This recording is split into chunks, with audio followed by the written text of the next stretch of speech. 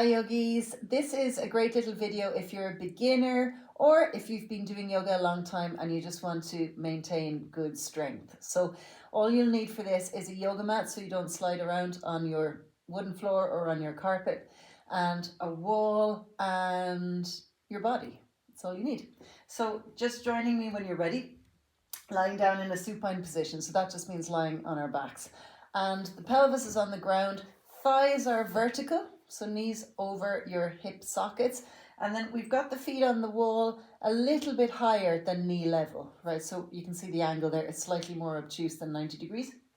And then from there, we're going to let the arms reach back. Now you can be really active here, meaning I don't mean moving around the place, I mean keeping the arms not passive. So like I'm doing now, full extension, pressing the arms into the ground and they're parallel. Or if you feel a bit tight in the shoulders, you can take the arms wider into a Y shape rather than an 11 shape. Or if you feel that's actually straining your shoulders, then just simply take your arms down by your sides. So first we're going to do a little variation of bridge. On your exhale, before you lift up your pelvis, just engage your bum. So squeeze your glutes and then lift your pelvic floor. That's the muscle that engages when you cough. If you need to just cough, then you'll feel that. And then gently draw your front ribs back into your back ribs. Take an inhale there, let the breath come into the side ribs, and then exhale, having engaged all the muscles we need to lift us up, then we lift up. Now we're going to hold here for a few breaths. Let the depression between your collarbones lift up towards your chin. Keep your breathing steady. Maintain that gluteal activation. So you're squeezing your buttocks, you're lifting your pelvic floor, and also you're drawing your front ribs to your back ribs. So this is obviously, you can feel it. It's getting us into a position that is something like shoulder stand. So that's a great posture to work towards in yoga. But also it's engaging a lot of the muscles in the posterior chain or the back body. Keep your breathing very steady, inhaling and exhaling in equal measure. And then on your next inhale, with control, so don't just let yourself fall to the ground, with control, slowly lower. Now we'll just barely kiss the ground with the sacrum, that's the back of your pelvis.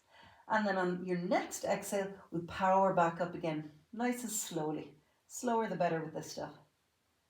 Lift up to your fullest range of motion, push into the wall with your feet, engage your bum, lift the pelvic floor, draw the front ribs into the back ribs. Keep your breathing steady.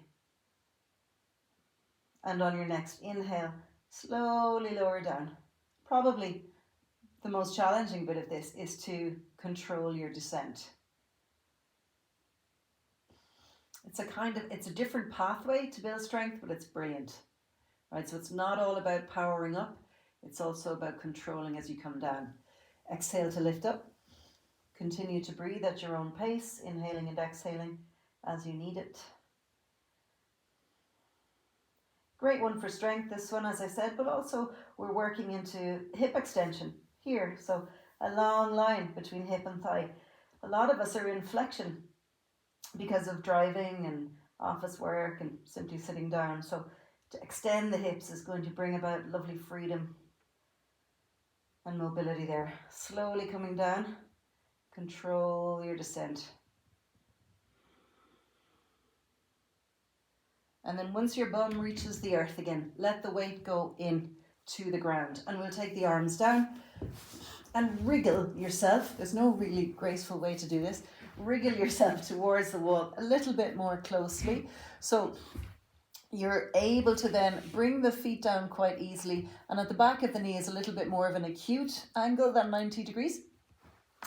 And from there, we're going to lift the right leg up. Now you can dorsiflex the foot like I'm doing now, or you can plantar flex like I'm doing now, whichever feels good for you.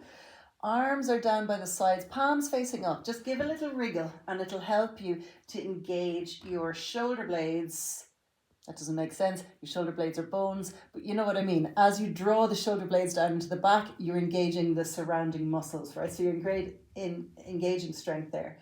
So let's go on an exhale, lifting up. You can keep this right leg bent, or if you wish to go further, straighten the right leg. And then we come back down nice and slowly, bending the right leg if it's not already bent.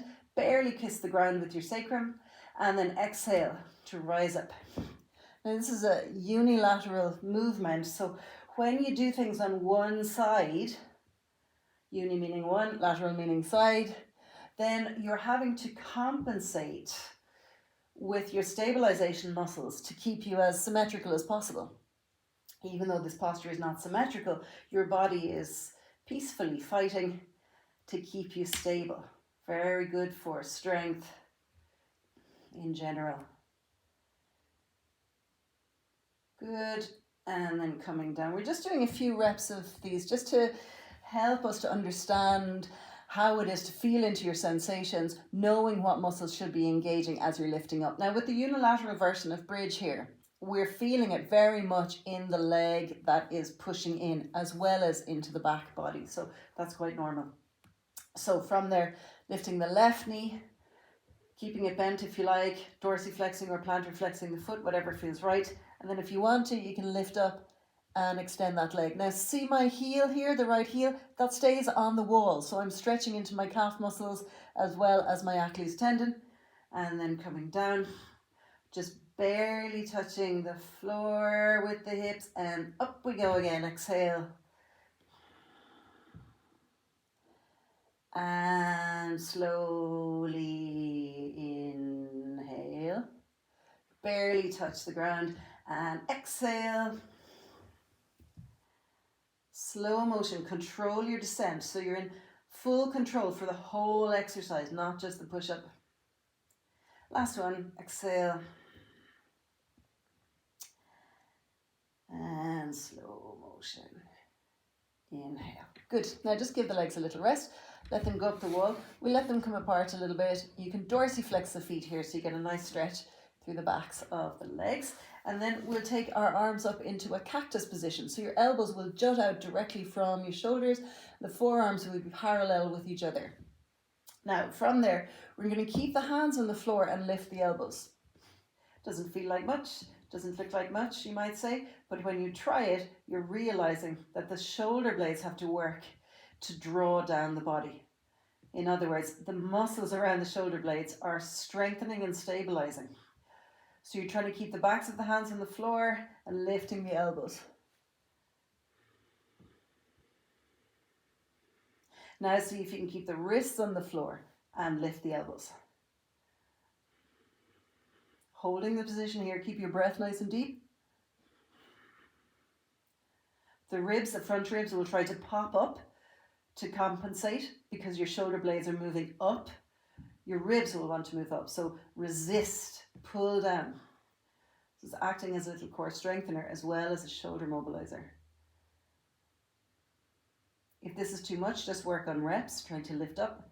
Keep the backs of the wrists on the ground now. Otherwise, holding the position here. Tuck your chin in.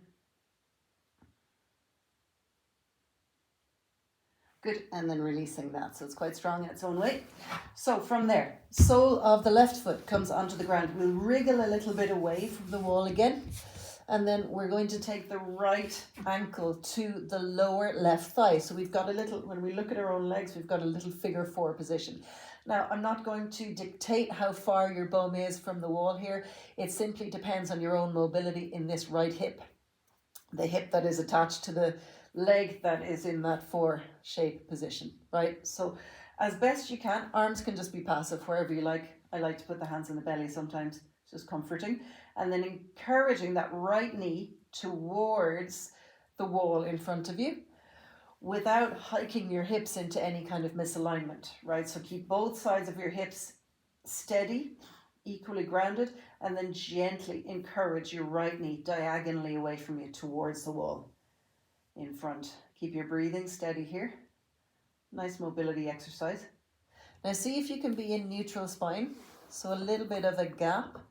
You see my fingers wiggling there. A little bit of a gap behind the waist, but draw the front ribs down as best you can. Engage your belly, your pelvic floor, engage your glutes, so you're kind of squishing the bum. And then from there, let's lift up as we did earlier in our little bridge. and holding there. Continue to encourage that right knee forwards towards the wall, but don't let your right hip sag forwards. Keep both, you're in the perfect position here, you have a bird's eye view. Keep both hips equally aligned as best you can.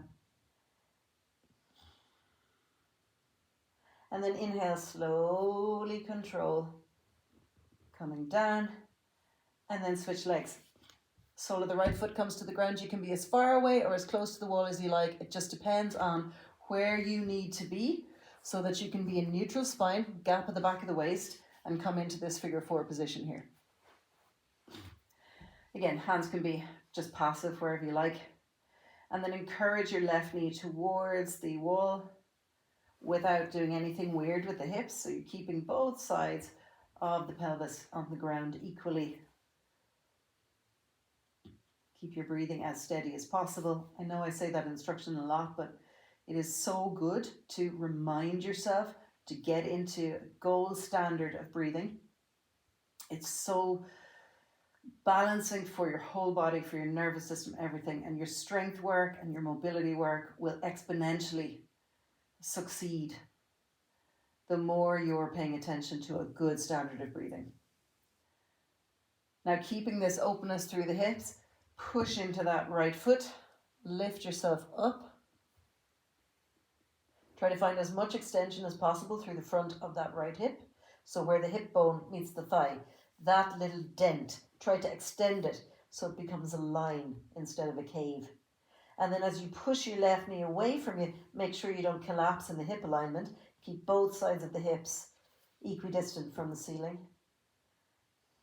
Arms are passive here.